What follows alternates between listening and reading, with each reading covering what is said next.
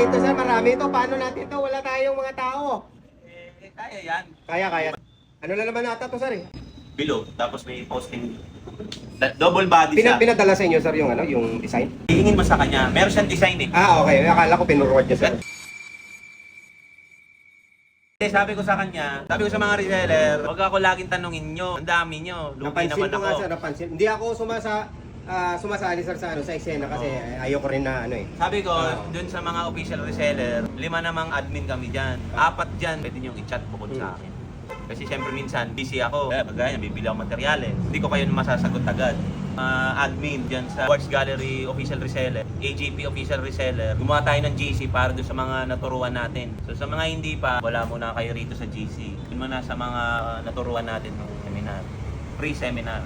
Ano yun boss? Wala, umorder tayo mga cowards ng glass. Wala na tayong glass. Naubos last year. Ubus yung 1/4 natin. Umorder na ako. Kasi yung mga taga Mindanao, bukas pa uuwi. January 5 na. Bukas pa sila uuwi. Dating pa nun baka January 8. Baka isang araw yun kasi babarko lang sila eh. Isang araw lang ba? Alam ko isang araw lang eh. O 2 araw. At least mga minimum 18 to 28 hours. Ah, Depende 1 po sa barko yan sir. Mga 24 to 48 hours. Dating ilan pala yung nandito. Pero may ginagawa na kami doon. Yung order ni Thunder. Shout out. 59 pieces. Kailangan bukas. Plus trophy. Ginagawa na natin doon. O, tara, samahan niyo ako. Tignan natin. Ay!